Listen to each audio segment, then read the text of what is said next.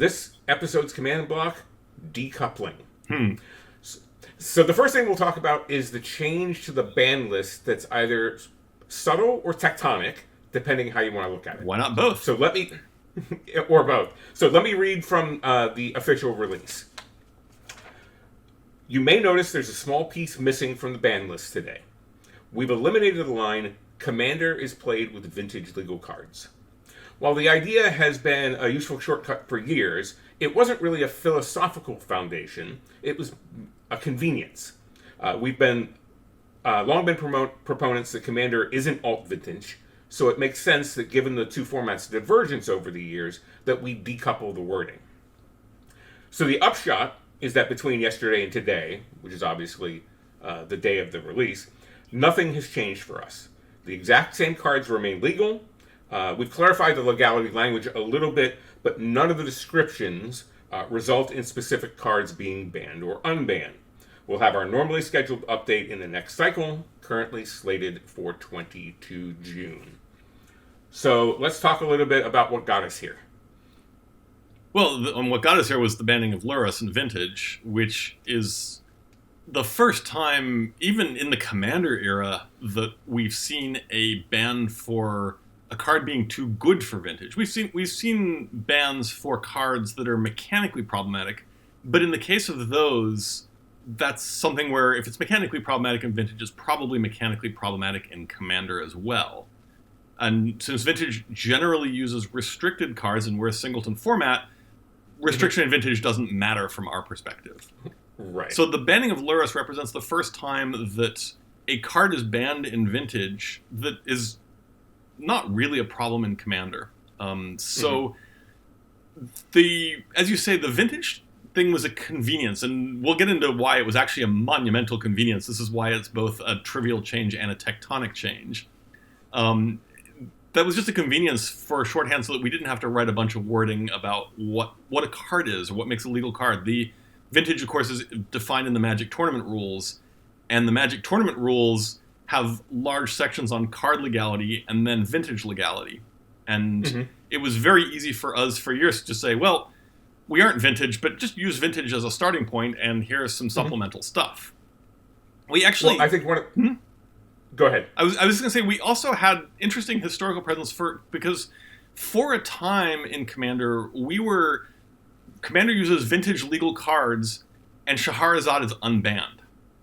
Yeah. Which, in retrospect, was horrible, because A, yes. it makes for a complicated and confusing message, and B, why did we think having Scheherazade was a good idea?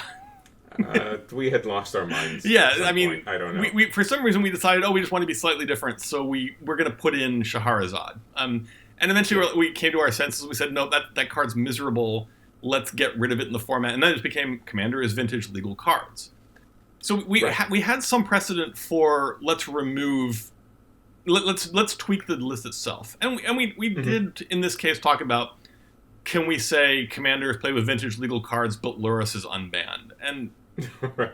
That's kind of clunky. It's the sort of thing we try to avoid saying. The salient point there, I think, is that there are no cards that would have been banned, that are banned in Vintage, that we would have made legal anyway. Correct. So there, it's not like you needed to go down the list. Like, we would just outright ban these cards, so it made sense to say so. Yes, exactly. And other than the Scheherazade, there were no time. Oh, there was a time when Time Vault was legal somewhere. I think that predated Commander. I think that was 2000 era. That was when they uneroded Time Vault into be whatever the heck it was, and it was just broken in half. And all of Vintage became Time Vault for a brief period of time before they came to their senses and said, okay, this card is completely unworkable. But then they fixed it with errata rather than banning. Now, there are cards banned in Vintage. I think a lot of people were very surprised that a card could be banned in Vintage. But even beyond the base classes of card that they define, where they're like, you can't play with cards with Ante, there's a 5-card list of cards that are just explicitly banned in Vintage. Now, Loras is probably the first one who is banned because it's too good. But the actual mechanics of banning a card in Vintage were not difficult. They just already exist. Right. So you talked earlier about classes of cards. You want to break down what those are? You mentioned ante. Yes. So there are two core classes of cards that they don't really spell out in the ban list, and those are ante and dexterity. Or not. Sorry. Mm-hmm. Those are ante and conspiracies. And conspiracy, right. So there's 20-some conspiracies, and there's 12 or so cards with ante. And what they actually do is they say all cards with ante are banned, and then link out to a list of those cards. And they say all conspiracies are banned, and link out to a list of those cards. And so we're following that lead, and we're doing the same thing now. Mm-hmm. We're going to say all cards with ante are banned, all conspiracies are banned. There's a third class that is generally considered to be a class of banned cards, but it's actually called out explicitly, and those are the dexterity cards. Because there's two of them. There's there's Chaos Orb, and there's Falling Star. Right. And so those two cards are banned for obvious tournament logistics reasons, and to make sure that everybody has sort of similar access to cards from a mechanical standpoint. And so those are actually usually just called out explicitly, and we will call those out explicitly as well. Mm-hmm. And then, of course, the final card is Shahrazad. Ugh. The miserable game state Shahrazad. Yes, the generates games we don't want to be dealing with card.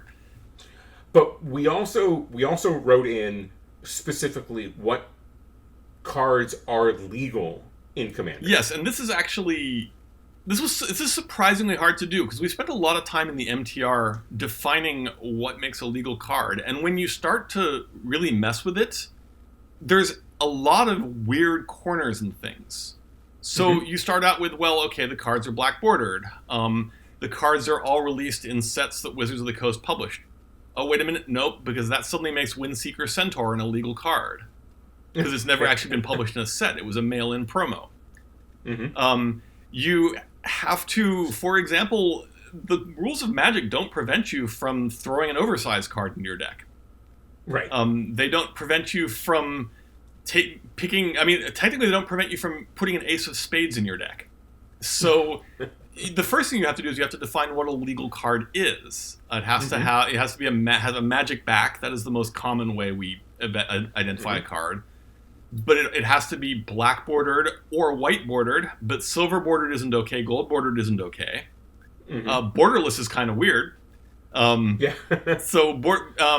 then of course you have to be able to play reprints of cards that were printed in sets.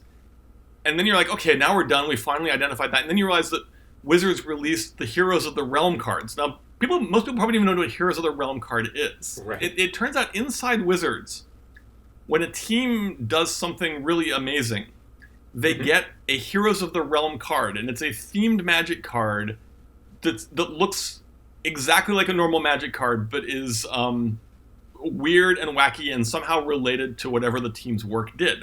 They're structurally playable Magic cards. Some of them are just broken in half because, of course, they're never tournament legal. Nobody cares. Right. I think M''Odo is probably the most famous of them. Modo lets you effectively play Mormir Vig Basic as your commander. Right. Those are actually black-bordered, normal Magic-sized Magic cards. Which is why we have settled on publicly released by Wizards of the Coast. Those were only released privately and internally. Publicly released gets us all of the normal stuff that appears in sets, plus the 3 cards that appeared in book promos that haven't been reprinted elsewhere. Sewers of Estark, Nalothni Dragon. Rysorian Badger, Windseeker Centaur. Rysorian Badger, yeah. Nalothni Dragon got printed somewhere, I think. It got printed as a Dragon Con promo. Yeah, no, I think it got printed somewhere else that made it legal. Huh. Or I think there's only 3 listed on the Vintage. And of course, the other card that was printed as a book promo is, of course, Monocrypt. Right. But that one was printed in a set. It was in one of the master sets. So that one actually doesn't need a special Vintage exception. Anyway, so the net result here is nothing happens, but we have to put in a bunch of verbiage to explain what a Magic card is and which Magic cards are okay to play in the format, which largely amounts to everything that you thought you could play. We're good, let's go.